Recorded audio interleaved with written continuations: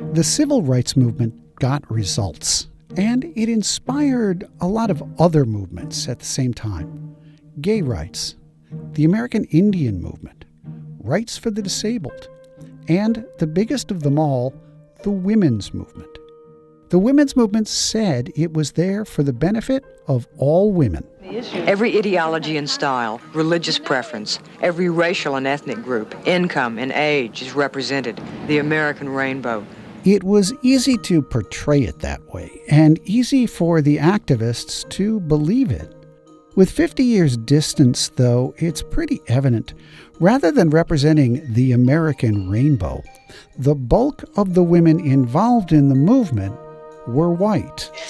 We did ask that we not be segregated into minority women on your own, and that we wanted to be part of the mainstream of women, and that we wanted to be included in every part of the plan. This video is from the National Women's Conference, the biggest and loudest expression of the feminist movement's agenda. Everything that the movement wanted government and society to focus on. Listen to the list and think to yourself, whose priorities are these? Overwhelming majorities approved wide-ranging proposals from national health insurance, the arts and humanities, child care and child abuse, credit, disabled women, homemakers' rights, insurance, employment discrimination, reform of the news media, rape, the needs of older and rural women, and of course, the headline issues, support for the Equal Rights Amendment, legal abortion and lesbian rights, a comprehensive laundry list for American women. Whose priorities? Paula Giddings wrote this monumental exploration of the black woman in American history. She said they were the priorities of two groups: middle-class women with little history of racial sensitivity and a radical fringe that thought male supremacy, rather than white supremacy, was the root of oppression. A few years before the Women's Conference, Toni Morrison wrote this for the New York Times Sunday magazine. What she felt towards the women's movement was distrust.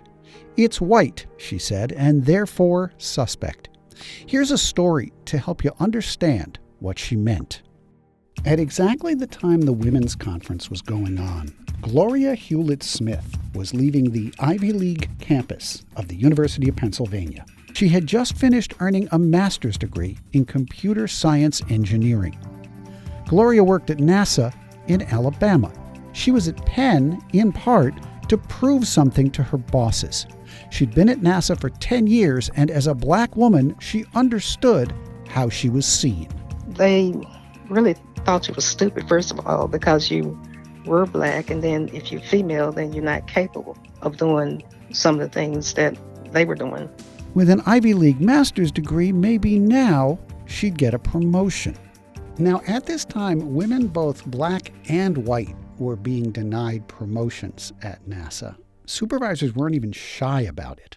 Carolyn Huntoon would rise to become the first female director at Johnson Space Center.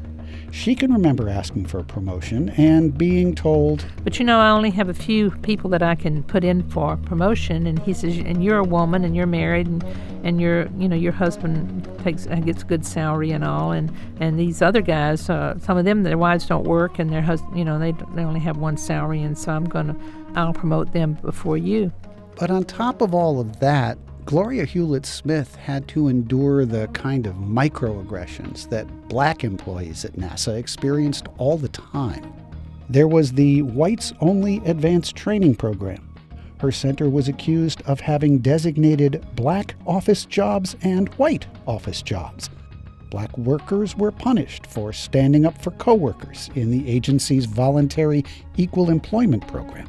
A letter to the Alabama NASA Center director told him that there had never been a more unhappy and disillusioned group of blacks than Gloria and her coworkers.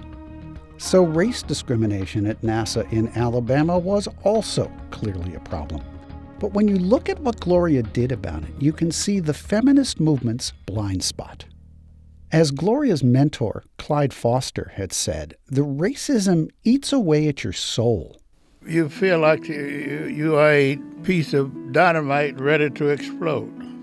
And the only thing it takes was but a little fire cigarette butt and light the fuse. After getting back from Penn and still being denied, it was time for Gloria Hewlett-Smith to explode.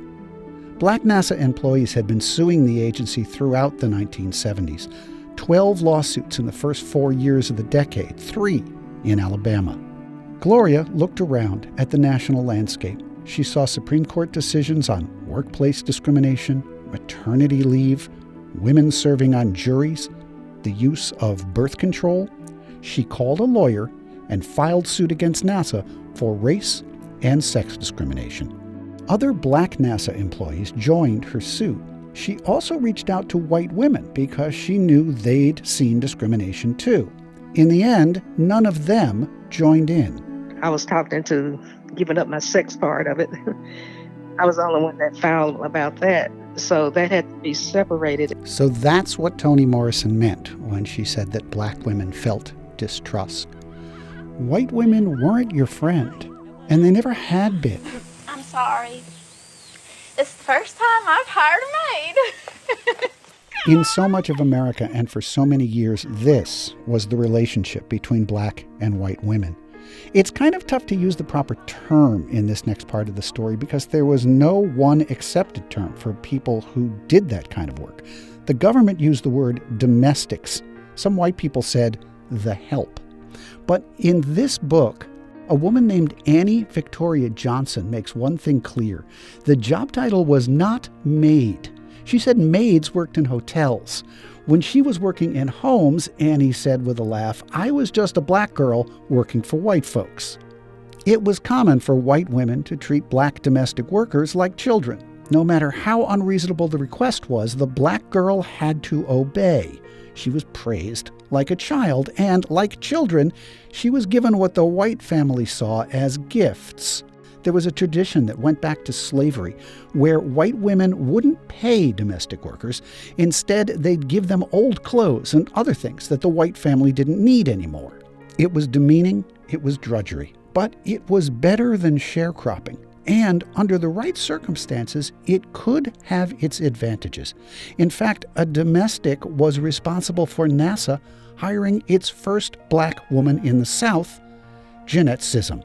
My mother was a domestic. She worked for some very influential people over in Gunnersville. One of them was the mother of Art Sanderson, the head of personnel at NASA in Alabama. Jeanette had a math degree, but kept on getting turned down at NASA. But Jeanette's mother, Mattie Alexander, knew how to use her secret weapon, the special relationship white women had with the black women who worked in their homes. My mother talked to Art's mother, and she said, tell her to go over and talk to Art because I know that they are looking for minorities. Vice President Johnson had been leaning on NASA to hire black people in Huntsville, Alabama. Art Sanderson set her up to talk with one of the Nazis who ran the center. It didn't go too well because he didn't want to talk about anything but my music. I see you take music. Do you sing? Can you sing? And after a few questions like that, I just said, I don't understand. That's not what I'm interviewing for. So he got a little irritated and said, you think I'm going to hire you? Got up and left. Her mother twisted the arm of the lady of the house a couple more times, and finally, Jeanette got a job. She became the go-to person if you were being discriminated against. NASA management got tired of her doing that and told her to knock it off. Jeanette did not. Toni Morrison expressed distrust of the women's movement in the 1970s, but the distrust goes back to a women's movement even older than that. The women's suffrage movement happened at the height of Jim Crow. Separate bathrooms, separate schools, black men being lynched, and back then, you didn't have to be cagey about your racism.